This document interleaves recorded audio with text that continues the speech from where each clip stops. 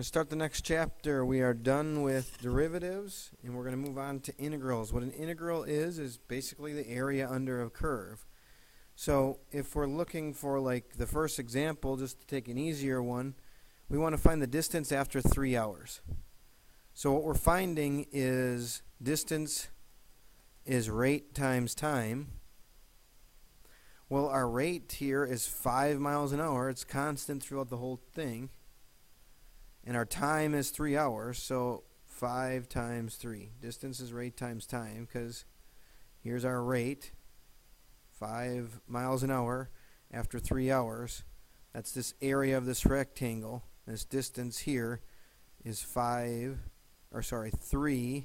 and 5 units up. So we could look at it that way too. We could look at it the distance equation, distance is rate times time.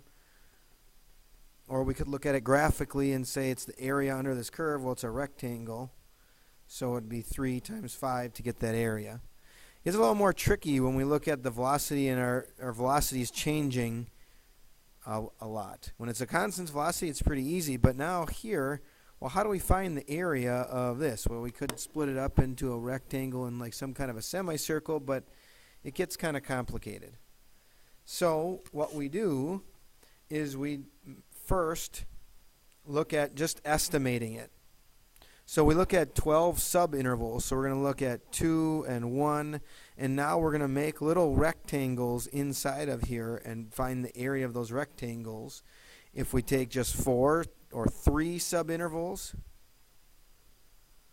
the rectangles are going to be pretty big. If we take 12, now we're going to get a little bit more. So be splitting these up into 4 sections, and my rectangles aren't so even together, so it's kind of hard to do this, but I'll do my best here.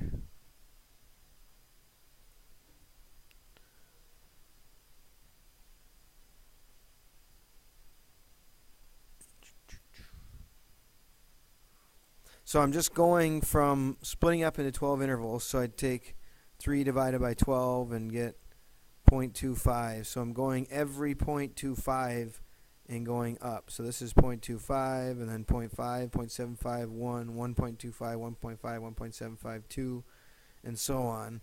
And I just take that height all the way up and then bring my rectangle over and down.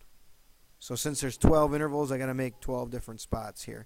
Now I just find the area between each of them. So we're looking at this rectangle here. Well, the height is 0, and the distance is 0.25. That's the first one. Plus, the next one is still the length is 0.25, but now we have to find the height of that. So we take the 0.25x and plug it in, and then again this next rectangle is 0.25, but then we're at 0.5, so it's 0.5 squared, and then it'd be 0.75 squared times 0.25, and so on. So we're going from like 1 and putting 1 in to find the height of that rectangle, and the width is only 0.25 for each one of these subintervals. And then when you add up all those areas, that's going to be an estimate of what the area under that curve is. Well, now we could make more intervals and our estimation would be even better, but the book just has 12 subintervals. Now, and this area is going to be less because each one of these rectangles, the area, we have this little triangle in here that we're not estimating in. So this estimate is going to be less than what the real area actually is. There's 3 different ways to calculate. These are called Riemann sums. There's the left-hand estimate, so that's taking the points up and then going to the right. It's the left-hand side of that rectangle. We could look at the midpoints of each of these things. That's a bad drawing there. It's better that way. So we look at the left-hand side of the rectangle. We could look at the midpoint of the rectangle, or we could look at the right-hand side of the rectangle.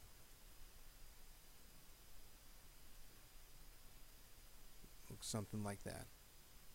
So, as you can see this, if the graph looks like this, it's going to be less than estimate. This is probably going to be really close, and this will be too much that we have. So hopefully it's going okay so far. We got one example to do, and then we can talk about this more on Tuesday or Monday after your test. But here's another example. And this one I believe is the left-hand Riemann. So we have our equation here. We're only going from 0 to 2, so I typed it into my calculator, and then I graphed it, and this is what it looks like. So my graph is going to look something like this. And I believe it says 4 intervals. So we're going to go from here to here, and we're going to go up to here for 1. And then we're going to go like this and like that. So it's the left hand we're looking for. So we go from the left hand side and make our rectangle over. Go up at 0.5 and go over to the next sub-interval. And we go up to 1 and go across. And so this one is 0. The height is 0 times 0.5. The distance here is 0.5. Plus, now the height here is put 0.5 in, and then times the width, 0.5, plus 1, put 1 in, so that's 2 minus 1 times 0.5, plus, then this last subinterval would be put in 1.5. Times the 0.5 for the height. So then you'd plug this in your calculator, add up all those values, and you'd have your answer. And then there's your homework. We'll take the test on Monday, and we'll look it over on Tuesday.